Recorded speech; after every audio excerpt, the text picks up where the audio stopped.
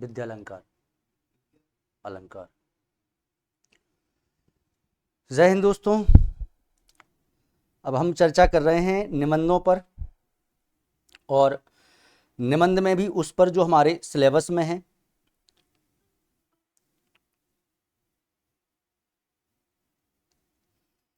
तो पहला निबंध है हमारा आज का करुणा। आचार्य रामचंद्र शुक्ल के द्वारा लिखा हुआ ये निबंध है।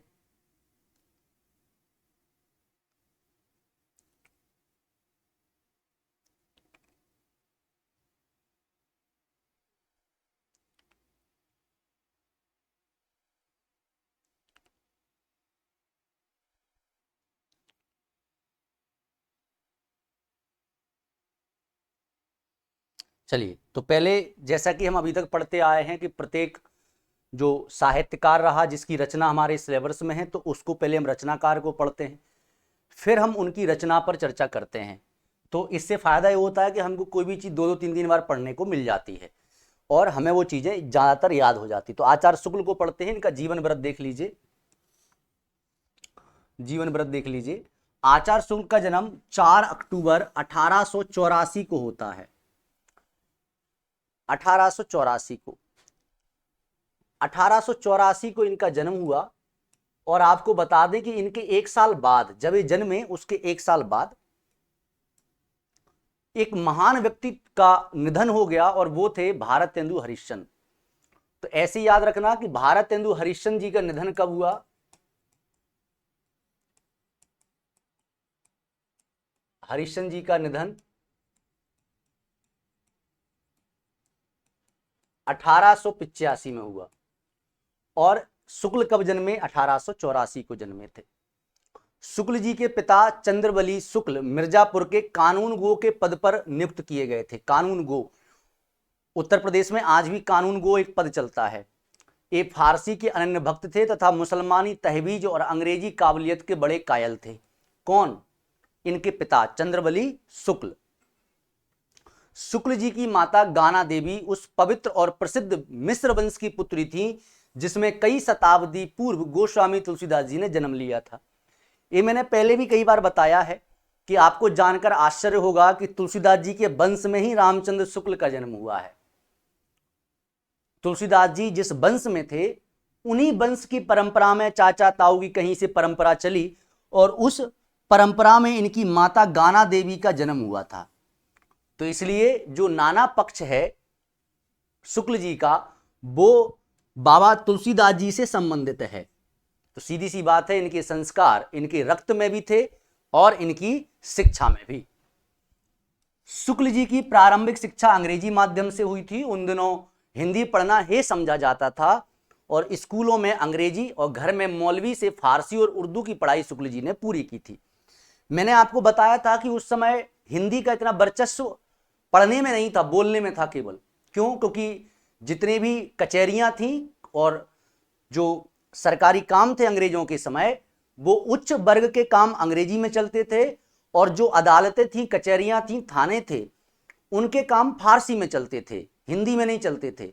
फिर खड़ी बोली आंदोलन हुआ, और उसी समय हिंदी को नागरिक प्रचारणी सभा में कचहरियों में स्थापित करने का प्रयास किया था। उसमें हमने पंडित गौरी दत्त को पढ़ा था कि गौरी दत्त वो व्यक्ति थे जिन्होंने अपनी पूरी संपत्ति नागरिक प्रचारणी सभा के नाम करके झंडा लेकर लोगों में प्रचार किया, और रात रात भर उन लोगों ने लोगों के हस्ताक्षर करवाए कि कितनी जनता चाहती है कि हिंदी कचहरी की भाषा बने। जिस समय शुक्ल जी की आयु 9 वर्ष की थी, उसी समय उनकी माता का देहांत हो गया था, तथा विमाता से उन्हें काफी कष्ट मिला था। विमाता किसे कहते हैं भैया, बता सकते हो क्या? विमाता, इनके पापा ने दूसरी शादी कर ली थी, तो उसको विमाता कहा जाता है। हमारे यहां जिसको सौतेली माता कहा जाता है, उसको साहित्यिक भाषा में विमाता कहते हैं। इसको वैसे हम क्या कहते हैं? सौतेली माता। सौतेली माता, इसको साहित्यिक भाषा में विमाता कह देते हैं। तो इनके पिताजी ने दूसरा विवाह कर लिया था, और सीधी सी बात है कि सौतेली माता थी तो उन्होंने काफी कष्ट इनको बचपन से ही पहुंचाया।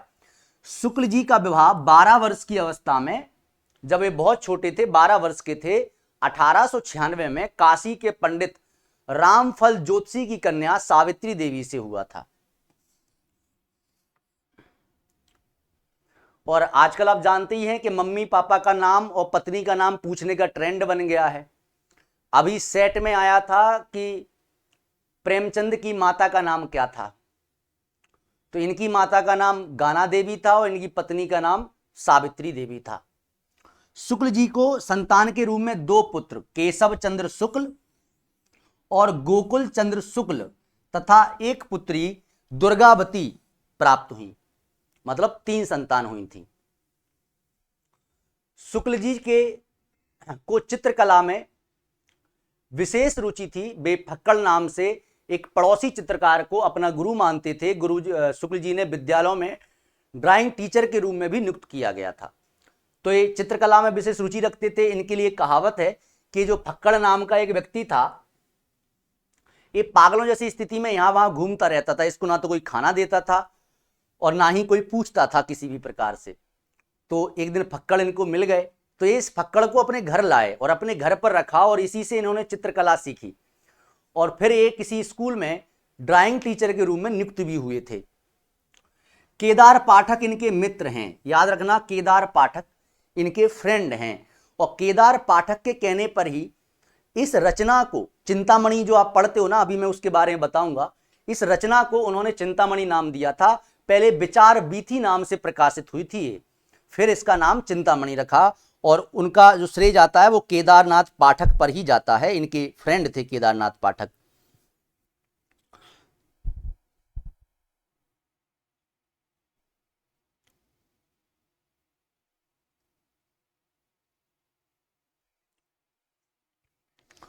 तो केदारनाथ पाठक के कहने पर ही शुक्ल जी ने 1904 में हिंदी कोश का कार्य देखने का भार लिया। कहा जाता है कि इस कोर का संपादन कार्य भी यही किए करते थे। फिर एक गंभीर भूमिका भी लिखी जो श्याम सुंदर दास के हस्ताक्षर से प्रकाशित हुई, जो मैंने अभी बताया था। तो 1904 में इन्होंने हिंदी शब्दकोश या हिंदी शब्द सागर जो निकला था, केदारनाथ पाठक के कहने पर ही इसका काम लिया था इन्होंने। और फिर इसकी एक गंभीर भूमिका लिखी। इसकी गंभीर भूमिका का नाम क्या था? हिंदी साहित्य का विकास। और इसी गंभीर भूमिका को आगे चलकर एक पुस्तक का रूप दे दिया गया जिसका नाम रखा गया हिंदी साहित्य का इतिहास। तो यही वो गंभीर भूमिका है। और इसके हस्ताक्षर किसने किए थे? श्याम सुंदर दास जी ने किए थे। हिंदी शब्द सागर का कार्य लगभग 20 वर्ष तक चला और आरंभ से अंत तक शुक्ल जी ही, वास्तविकता तो यह है कि कोश को शुक्ल जी ने बनाया और शुक्ल जी को कोश ने, तो अंत तक शुक्ल जी ही इसके लेखक रहे, राइटर रहे और संपादक रहे। और ऐसा कहा जाता है कि ये जब कोश प्रकाशित हुआ तो इसकी जो भूमिका प्रकाशित हुई जिसका नाम था हिंदी साहित्य का विकास, वो इतनी प्रचलित हुई, विद्यार्थियों को इतनी पसंद आई कि पत्र बराबर आते गए नागरिक प्रचारणी सभा के पास कि इसको और अच्छे तरीके से स्वतंत्र पुस्तक में लिखिए ताकि हमें नोट्स बनाने में, हिंदी साहित्य को समझने में आसानी हो।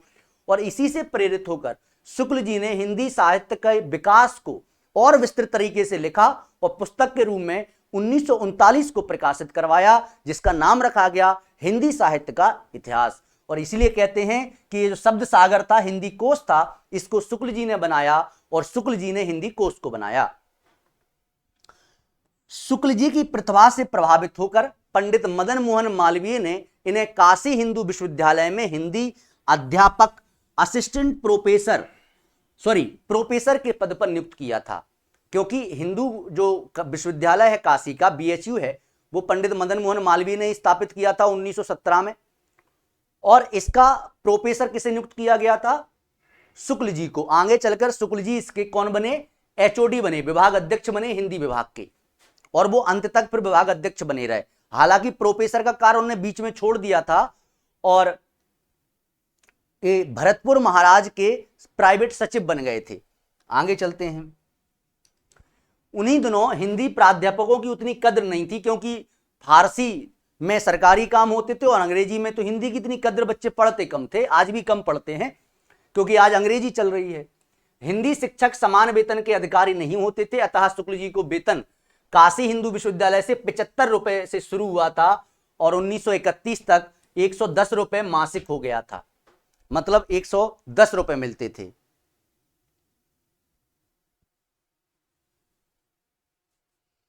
चलिए, आर्थिक विपन्नता के कारण शुक्ल जी काशी हिंदू विश्वविद्यालय बीएचयू को छोड़कर भरतपुर ने अलवर नरेश के यहां सचिव के पद पर नियुक्त हुए, किंतु स्वाभिमानी शुक्ल जी कुछ समय के बाद वहां से निकल गए। शुक्ल जी का स्वाभिमान बीच में आ जाता था। काशी हिंदू विश्वविद्यालय में हिंदी विभाग के सन 1937 में बाबू श्याम सुंदर के अवकाश ग्रहण करने के बाद मदन मोहन मालवीय जी ने शुक्ल जी को विभाग अध्यक्ष नियुक्त कर दिया। एचओडी बन गए थे। कब बने एचओडी? 1937 में। और 1941 में इनकी मृत्यु हो जाती है। मतलब 4 वर्ष अंत तक, मृत्यु तक ये क्या बने रहे? एचओडी बने रहे हिंदी विभाग के बीएचयू के। हिंदी के प्रसिद्ध आलोचक, निबंधकार, अनुवादक, कथाकार, नाटककार, कवि आचार्य शुक्ल का निधन श्वास रोग के कारण 2 फरवरी 1941 को रात में हो गया था। शुक्ल जी के साहित्यिक जीवन की शुरुआत काव्य से हुई। 1896 में भारत और बसंत नामक कविता आनंद कादंबनी में प्रकाशित हुई थी। तो आपको याद हो कि सबसे पहली इन्होंने कविता लिखी थी, ये प्रथम रचना है इनकी। और जो प्रथम रचना है वो क्या है? कविता है, भारत और बसंत। इसको इसलिए याद करना कि आपसे पूछ लिया जाए कि आचार्य शुक्ल की प्रकाशित प्रथम रचना क्या है, तो आपको बताना है कि भारत और बसंत इनकी प्रथम प्रकाशित रचना है। और ये क्या है? ये कविता है। और किस पत्रिका में निकली थी? आनंद कादंबनी में। और आपसे अगर मैं पूछूं कि आनंद कादंबनी किसके द्वारा प्रकाशित की गई थी पत्रिका, जल्दी से बताइए नाम। मैंने बहुत याद करवाया इसको। किसके द्वारा संपादित की गई थी?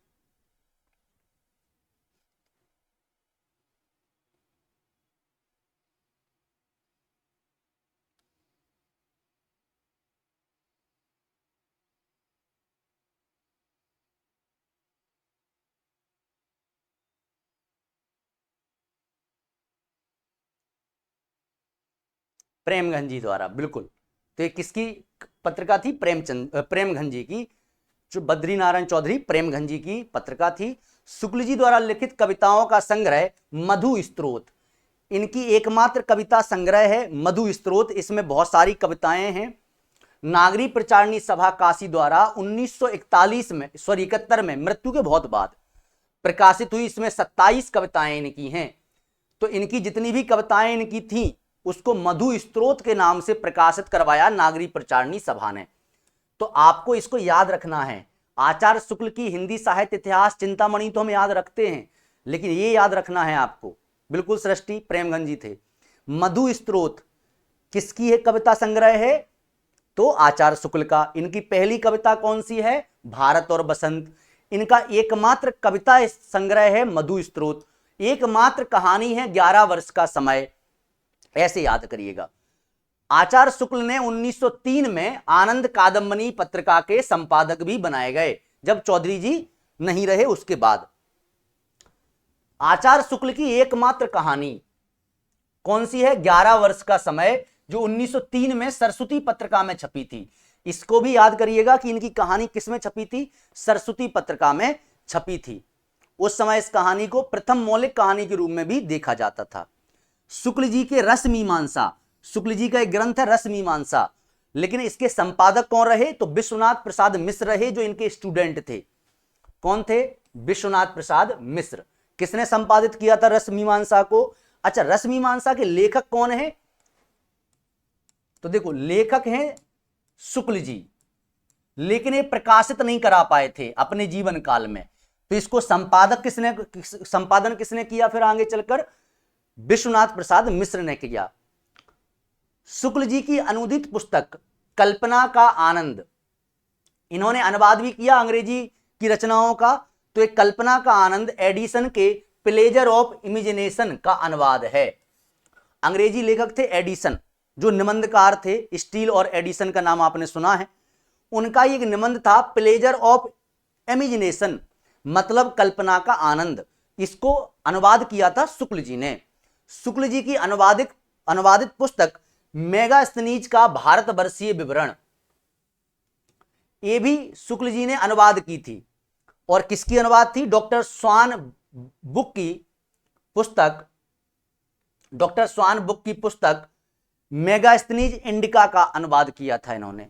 तो इस रचना को तो आप बहुत पढ़ते हो कि मेगास्थनीज इंडिका, है ना, मौर्य वंश के समय लिखी गई थी। जब मेगास्थनीज भारत आया था तो उसका यात्रा वृत्तांत है इसमें। ये डॉक्टर स्वान बुक ने लिखी थी, उसका अनुवाद आचार्य शुक्ल ने किया, मेगास्थनीज का भारतवर्षीय विवरण। फिर आगे चलते हैं, बुद्ध चरित्र।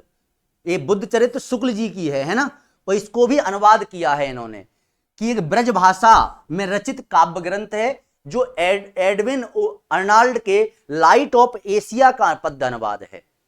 और अगर आपसे पूछ लिया जाए कि शुक्ल जी ने एकमात्र कोई कृति है जो ब्रज भाषा में लिखी, तो वो कौन है? बुद्ध चरित्र है। ये बुद्ध चरित्र काय में लिखी है? ब्रज भाषा में। किसमें लिखी? ब्रज भाषा में लिखी है। एक मिनट,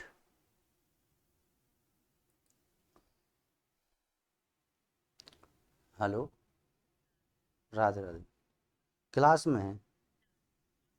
हाँ,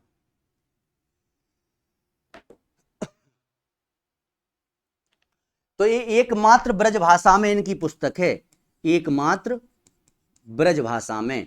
इसको याद करिएगा, ये महत्वपूर्ण है। अगर आचार्य शुक्ल से प्रश्न फैक्चुअल बना तो ये बनेगा जरूर।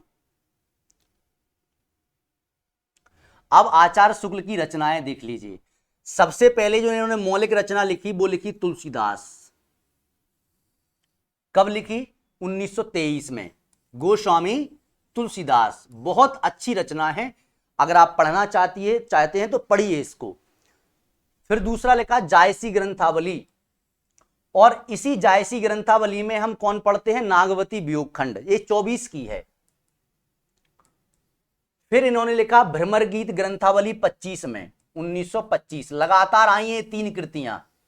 ये सूरदास जी पर लिखी गई कृति है ना। अगर समय भी पूछा जाए तो 23, 24, 25। फिर आता है, अच्छा 24 में ही है ये भी, सॉरी मैं 25 लिख दिया, 24 में ही है।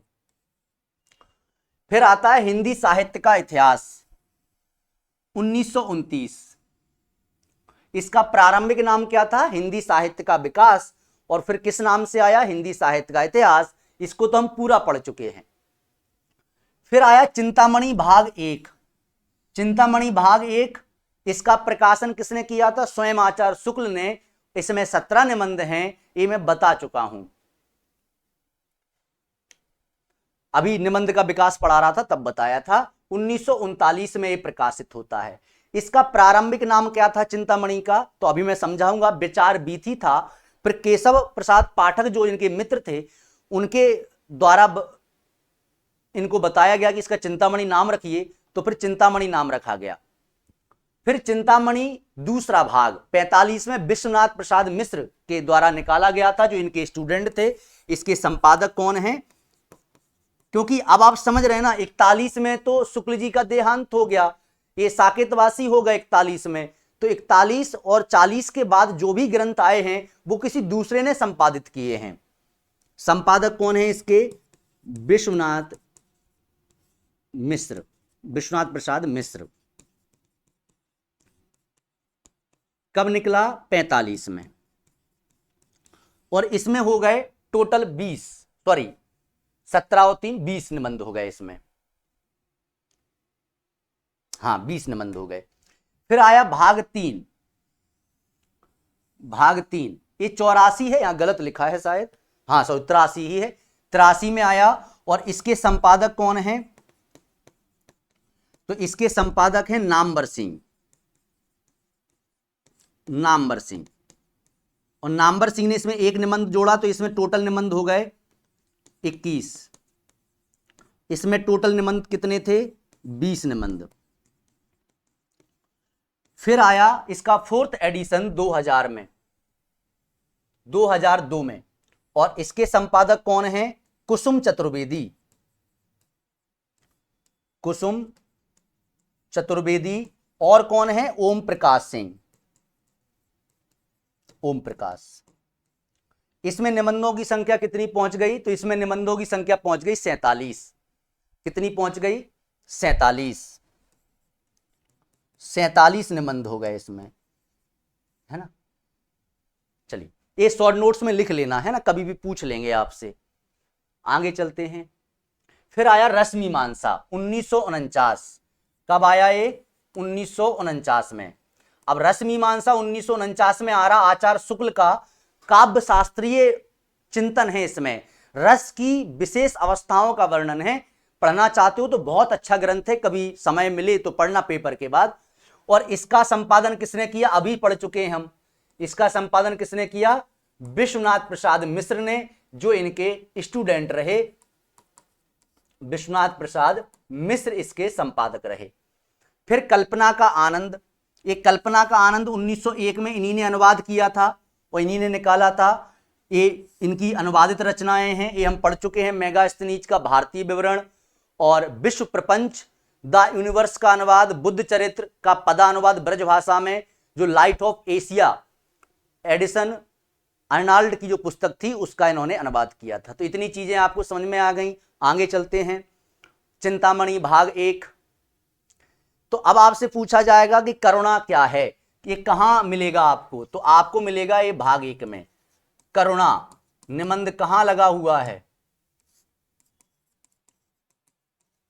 तो भाग 1 में। और ये प्रश्न आ चुका है और एपी के ही एग्जाम में आया है ना। तो ये कहां है निबंध? आपको कहां मिलेगा? चिंतामणि के भाग 1 में मिलेगा। याद रखना इस बात को। भाग 2, भाग 3, भाग 4 ऑप्शन में आएंगे, आपको एक चुनना है। का संपादन स्वयं आचार्य शुक्ल ने कब किया था? 1939 में किया था। इस संग्रह में कुल 17 निबंध हैं। मैंने आपको जब निबंध का विकास पढ़ा रहा था तब समझाया था कि 17 निबंध हैं, 10 मनोविकार संबंधी हैं, 7 सैद्धांतिक समीक्षा के हैं। शुरू के 10 का आपको क्रम याद रख लेना है, क्रम पूछ लिया जाएगा। तो 10 निबंध कैसे हैं? मनोविकार संबंधी हैं, जिसमें उत्साह है, श्रद्धा भक्ति है, करुणा है। तो करुणा कौन से नंबर पर आती है? तीसरे नंबर पर। उत्साह, श्रद्धा भक्ति और करुणा तो ये तीसरे नंबर पर है। फिर लज्जा और ग्लानि है, फिर लोभ और प्रीति है, घृणा है, ईर्ष्या है, भय है और क्रोध है। ये 10 निबंध हुए। मनोविकार संबंधी हैं 3 निबंध, भारतेंदु हरिश्चंद्र, तुलसी का भक्ति मार्ग और मानस की धर्मभूमि। ये व्यवहारिक समीक्षा में आते हैं। कौन कौन से? जो नाम से आए हैं, भारतेंदु हरिश्चंद्र, तुलसीदास का भक्ति मार्ग और रामचरितमानस की धर्मभूमि। ये व्यवहारिक समीक्षा के निबंध हैं। और 4 निबंध जो आते हैं, कविता क्या है, काव्य में लोक मंगल की साधना अवस्था, साधारणीकरण और व्यक्ति वैचित्रवाद तथा रसात्मक बोध के विविध स्वरूप, ये 4 निबंध काव्य चिंतन संबंधी हैं। इन्हीं को हम सैद्धांतिक समीक्षा कह देते हैं। और इसलिए अभी प्रश्न आया था कि कौन सा निबंध पूछा था? कविता क्या है किस प्रकार का निबंध है? सैद्धांतिक समीक्षा का। चिंतामणि भाग 2 का संपादन आचार्य विश्वनाथ प्रसाद मिश्र ने किया। आचार्य शुक्ल के दिवंगत होने पर 45 में प्रकाशित हुआ। इस संग्रह में 3 निबंध बढ़ा दिए गए। प्राकृतिक दृश्य में रहस्यवाद, काव्य में अभिव्यंजनावाद और संग्रहित कर दिए गए, इसलिए 20 हो गई इसमें संख्या। बाकी तीसरा और चौथा तो मैं अभी बता चुका हूं आपको, तो बता तो सभी दिए हैं। तीसरा भाग 83 में नामवर सिंह ने निकाला और चौथा भाग 2003 में कुसुम चतुर्वेदी और ओम प्रकाश सिंह ने 47, 2002 और 3 में 47 निबंध थे। अब इसकी और बात कर लेते हैं चिंतामणि की। तो चिंतामणि की थोड़ी सी और बात कर लें, फिर अपन आगे चलेंगे। चिंतामणि प्रारंभ में 1930 में विचार बीथी नाम से प्रकाशित हुआ था। इसको नोट लगा के कहीं लिख लीजिएगा। मैं एक काम करता हूं, यहां पर एक पेज ले लेते हैं और इसमें लिख लेते हैं। जो चिंतामणि है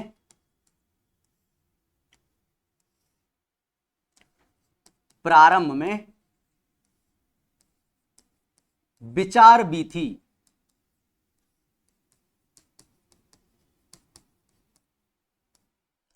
नाम से 1930 में प्रकाशित हुआ था। 1930 में प्रकाशित हुआ और इस समय इसमें कितने निबंध थे? 13 निबंध थे। 18 नहीं है, 13 हैं।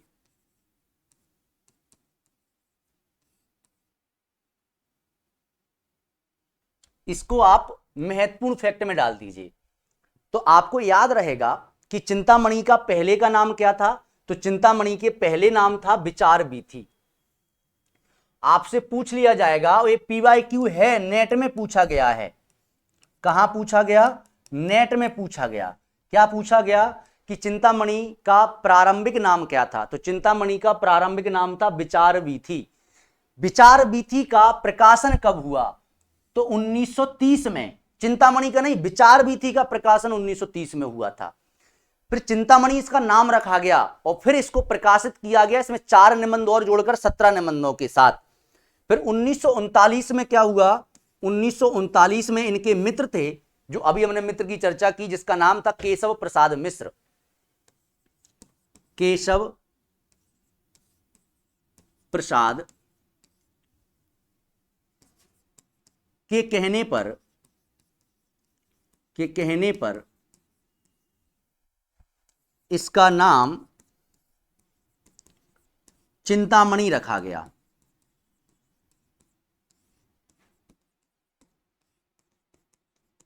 और निबंध कितने हो गए? 17 निबंध हो गए। तो चिंतामणि का प्रकाशन कब हुआ? 1939 में। चिंतामणि का पहला नाम क्या था? विचार वीथी। विचार वीथी नाम से इसका प्रकाशन कब हुआ? 1930 में। विचार वीथी में कितने निबंध थे भैया? 13 निबंध थे। 1939 में चिंतामणि नाम किसके सुझाव पर रखा? केशव प्रसाद जी के सुझाव पर रखा। इसमें कितने निबंध हो गए? 17 निबंध हो गए। ठीक है। अब अगर आपसे पूछा जाए कि शुक्ल जी का पहला निबंध कौन सा था, तो शुक्ल जी की पहली कविता और कौन सी थी? भारत और बसंत। ये 86 में निकली थी, 86-87 में, आनंद कादम्बनी में।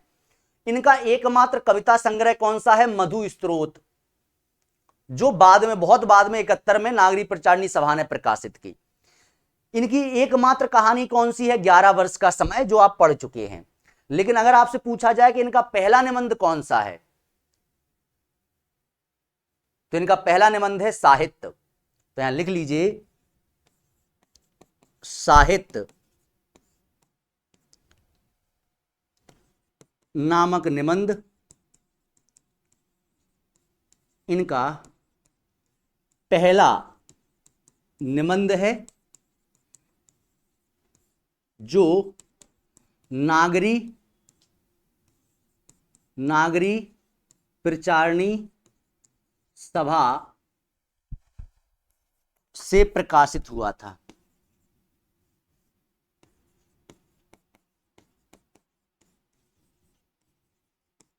लेकिन क्वेश्चन आपसे ये वाला नहीं पूछा जाएगा। तो फिर आप कह रहे हो सर, तो ये प्रश्न पूछा नहीं जाएगा तो पढ़ा काहे रहे हो? भैया पढ़ा तो इसलिए रहे हैं कि कभी पूछ लिया गया तो एक क्वेश्चन का नुकसान हो जाएगा। तो साहित्य इनका पहला निबंध है। कैसा है भैया? पहला निबंध है, जो कहां से प्रकाशित हुआ था? तो नागरी प्रचारणी सभा के द्वारा एक पत्रिका निकाली जाती थी, नागरी प्रचारणी पत्रिका के नाम से, नागरी पत्रिका के नाम से, उसमें प्रकाशित हुआ था। पूछा तो जाएगा अब ये वाला जो मैं बता रहा हूं। अगला पॉइंट, कविता क्या है?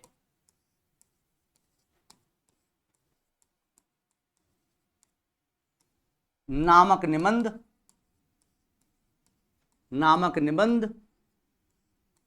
1909 में सरस्वती पत्रिका में प्रकाशित पहला निबंध है।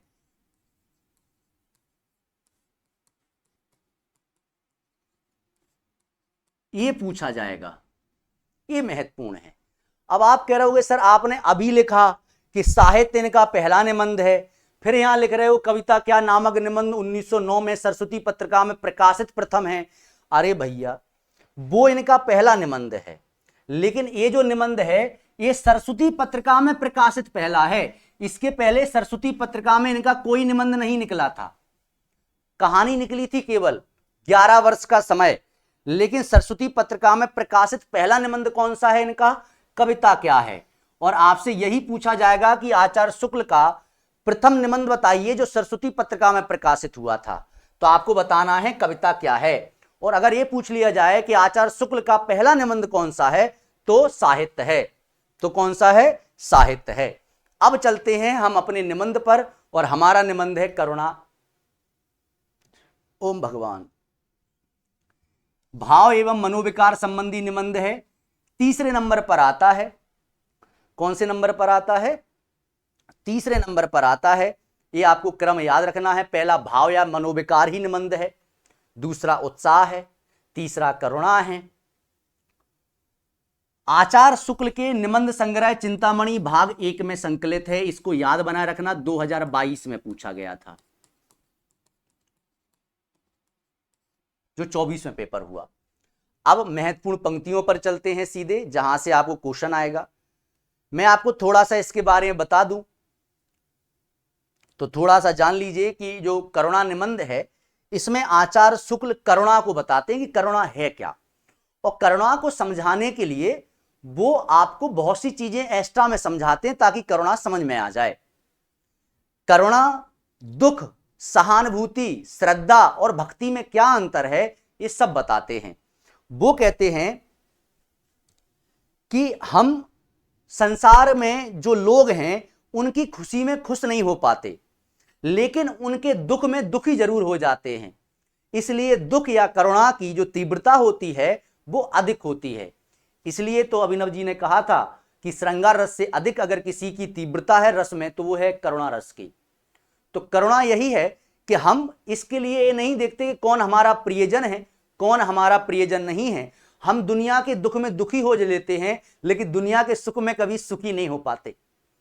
वो फिर बताते हैं कि दुख और करुणा में क्या अंतर है, सहानुभूति और करुणा में क्या अंतर है। वो कहते हैं कि जब हम दूसरे के दुख में दुखी होते हैं तो हमारे अंदर केवल सहानुभूति प्रकट होती है, लेकिन करुणा में उस दुख को दूर करने का प्रयास किया जाता है। इसलिए जब कोई हमारा प्रियजन दुखी होता है तो हमें उससे करुणा होती है, और करुणा में उस दुख को दूर करने का प्रयास किया जाता है। इसलिए महात्मा बुद्ध ने दुख शब्द का यूज नहीं किया, सहानुभूति का यूज नहीं किया, किसका किया? करुणा का। क्योंकि करुणा में उस व्यक्ति की अज्ञानता और दुख को मिटाने का प्रयास किया जाता है।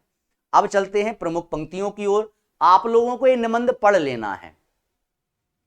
जब बच्चे को संबंध ज्ञान कुछ कुछ होने लगता है तभी दुख के उस भेद की नींव पड़ जाती है जिसे करुणा कहते हैं।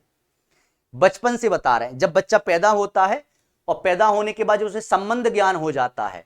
अब ये संबंध ज्ञान क्या है? संबंध ज्ञान है मम्मी कौन है, पिता कौन है, कौन अपना है, कौन पराया, कौन भाई है, कौन बहन है। ये सब उसको ज्ञान होने लगे तब उसे दुख के उस भेद की नींव उसके अंदर पड़ जाती है जिसे करुणा कहते हैं। तो करुणा क्या है? दुख का एक भेद है, मतलब जो दुख है उसका ही एक टाइप है क्या? करुणा। तो अगर आपसे पूछा जाए कि भैया ये बताओ करुणा क्या है, और ऑप्शन में हो दुख का भेद, तो कह देना यही सही है। क्योंकि दुख में हम सहानुभूति प्रकट करते हैं, उसको खत्म करने का प्रयास नहीं करते, लेकिन करुणा में हम उसके निर्वाण मतलब उसको खत्म करने का भी क्या करते हैं? प्रयास करते हैं। आगे चलते हैं। दुख की श्रेणी में प्रवृत्ति के विचार से करुणा का उल्टा क्रोध है। तो दुख की श्रेणी में जो प्रवृत्ति है, प्रवृत्ति मतलब नेचर, प्रवृत्ति मतलब क्या है? प्रकृति, नेचर है ना। तो जो नेचर है उसके विचार से करुणा का उल्टा क्रोध होता है। क्रोध जिसके प्रति उत्पन्न होता है उसकी हानि की चेष्टा की जाती है। क्रोध जिसके प्रति उत्पन्न होता है उसकी हानि की क्या की जाती है? चेष्टा। मतलब हम ऐसे प्रयास करते हैं कि जिसके प्रति हमको क्रोध था उसका कुछ ना कुछ नुकसान हो। करुणा जिसके प्रति उत्पन्न होती है उसकी भलाई का उद्योग किया जाता है। मतलब इसलिए करुणा का उल्टा क्रोध बनता है, क्योंकि क्रोध में हम हानि पहुंचाने चाहते हैं और करुणा में हम उसकी भलाई करना चाहते हैं। किसी पर प्रसन्न होकर भी लोग उसकी भलाई करते हैं। इस प्रकार पात्र की भलाई उत्तेजना दुख और आनंद दोनों श्रेणियों में रखी गई है। फिर वो बता रहे हैं कि ऐसा नहीं कि भलाई केवल इसलिए की जाती कि आपने करुणा की, कभी कभाई भलाई इसलिए भी की जाती है कि आप उस पर प्रसन्न हैं।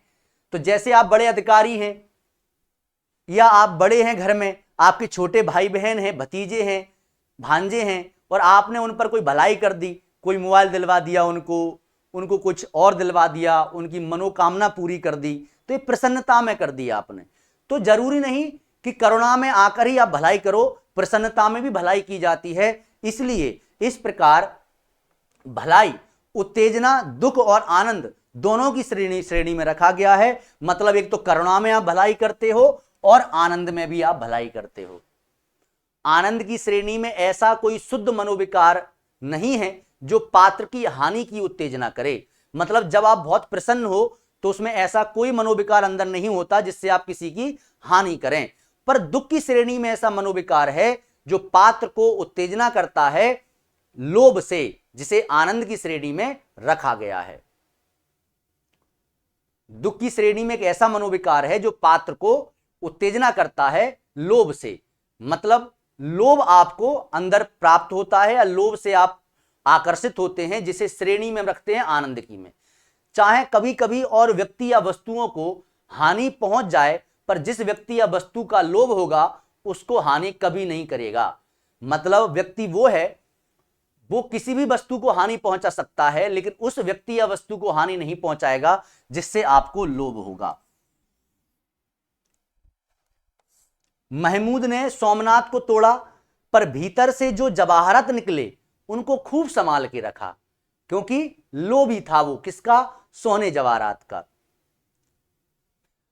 मनुष्य ज्यों ही, अच्छा अगर ये सेंटेंस आ जाए कि लोभी महमूद ने सोमनाथ को तोड़ा पर भीतर से जो जवाहरात निकले उन्हें खूब संभाल कर रखा, और आपसे पूछा जाए किसका कथन है, तो आपको बताना पड़ेगा कि ये करुणा निबंध से लिया गया है ना। तो इसको याद रखिएगा, लग नहीं रहा जैसे करुणा से लिया जा रहा है, लेकिन करुणा का ही है। मनुष्य ज्यों ही समाज में प्रवेश करता है, उसके सुख और दुख का बहुत सा अंश दूसरों की क्रिया या अवस्था पर अवलंबित हो जाता है, और उसके मनोविकारों के प्रभाव तथा जीवन के विस्तार के लिए अधिक क्षेत्र हो जाता है। वह दूसरों के दुख से दुखी और दूसरों के सुख से सुखी होने लगता है। अब यहां क्यों क्या कह रहे हैं कि जब तक मनुष्य समाज में नहीं पहुंचता, जब तक उसके सुख दुख का कारण वो स्वयं होता है, लेकिन जैसे ही वो थोड़ा सा बड़ा होकर सामाजिकता में आता है, तो उसके बहुत सा अंश जो उसके सुख दुख का कारक बनेगा वो दूसरों की क्रिया और प्रतिक्रिया पर निर्भर हो जाता है। जैसे किसी ने आपको गाली दे दी, अब आपको दुख हो रहा है, क्रोध आ रहा है, तो आपको दुख पहुंचाया। किसी ने आपको हर्ट किया, आप बार बार कहते हो ना फलाने व्यक्ति ने मुझको हर्ट कर दिया। किसी से आपने प्रेम कर लिया तो वियोग में दुखी हैं, उसके सुखी में सुखी हैं। तो जब आप सामाजिकता में आते हो तब आपको दूसरों पर निर्भर बहुत से हो जाती हैं चीजें कि आप क्यों सुखी होंगे, क्यों दुखी होंगे, और उसके मनोविकारों के प्रभाव तथा जीवन के विस्तार के लिए अधिक क्षेत्र आ जाता है। मतलब अपना जो संकुचित क्षेत्र था अब वो विस्तृत हो गया। वह दूसरों के दुख से दुखी और दूसरों के सुख से सुखी होने लगता है। करुणा की प्राप्ति के लिए पात्र में दुख के अतिरिक्त और किसी विशेषता की अपेक्षा नहीं है। करुणा क्यों आती है? तो उन्होंने कहा कि केवल दुख हो अंदर, अगर आपको किसी के दुख में दुखी हो जाए तो और किसी चीज की अपेक्षा आप पर नहीं है। पर आनंद हम ऐसे ही आदमी के सुख को देखकर होते हैं जो हमारा सहृदय या संबंधी हो, अर्थात अत्यंत सज्जन, शीलवान और चरित्रवान होने के कारण समाज का मित्र या हितकारी हो। तो वो कह रहे हैं कि सुख का क्षेत्र छोटा होता है, हम हर किसी के सुख में सुखी नहीं होते। हम जिसके सुख में सुखी होते हैं वो हमारा सहृदय संबंधी होना चाहिए। जैसे हमारे भाई बहन कुछ अच्छा करते तो हमको खुशी होती है, तो क्योंकि वो हमारे संबंधी हैं। या फिर समाज में ऐसा पूजनीय व्यक्ति, सज्जन और शीलवान व्यक्ति, चरित्रवान व्यक्ति हो जो समाज का मित्र हो या हितकारी हो, तभी हम खुश होंगे। लेकिन दुख एक ऐसा मनोविकार है जिसके लिए किसी व्यक्ति का आपसे संबंधित होना या ना होना किसी भी मतलब से जरूरी नहीं है। आप उस पर भी दुखी हो सकते हैं। जैसे आप रोड एक्सीडेंट कभी देख लेते हैं, जैसे हमने अभी एक बहुत दुखद घटना सुनी है, कल परसों की घटना है कि इंदौर में ही एक गाड़ी चार्जिंग करते समय घर में आग लग गई। पूरा इंटीरियर जो था लकड़ी का था वो आग पकड़ गया और एक ही घर के 8 लोगों की निर्मम मृत्यु हो गई है, काल के गाल में समा गए हैं। अपनों के सामने अपनों के जाने का जो दर्द है, जो हादसा है, जो जिंदा बचे वो भी मुर्दा की तरह हो गए हैं। तो ऐसी घटना से हमें भी दुख पहुंचा है। हमने भी ईश्वर से प्रार्थना की है कि ईश्वर ऐसा कभी किसी के साथ ना हो, क्योंकि दुख के लिए आपको किसी का सामाजिकता का होना आवश्यक नहीं है। दूसरों के दुख से दुखी होने का नियम व्यापक है और दूसरों के सुख से सुखी होने का नियम उसकी अपेक्षा परिमित है, छोटा है। क्यों? क्योंकि हम अपने संबंधियों के सुख से ही सुखी होते हैं, लेकिन दुख का नियम बहुत व्यापक है। इस दुख के नियम के साथ आज की क्लास हम यहीं खत्म कर रहे हैं। निबंध अभी और बड़ा है, निबंध का सार है, ये कल खत्म होगा और मुझे लगता है कि हमको कोई जल्दबाजी नहीं है। आपसे एक और निवेदन है कि नगेंद्र की किताब जिसके पास ना हो वो मंगवा कर रखवा लीजिए, क्योंकि लगभग मार्च में रामस्वरूप चतुर्वेदी खत्म होकर हम नगेंद्र प्रारंभ करेंगे, तो उसको आप मंगवा लीजिए ताकि हम तब पढ़ें, तब आपके पास वो किताब हो। धन्यवाद, जय हिंद। हम मिलेंगे कल रामस्वरूप चतुर्वेदी के पार्ट 4 के साथ और आचार्य शुक्ल के करुणा के सेकंड पार्ट के साथ। आज्ञा दीजिए, धन्यवाद, जय हिंद।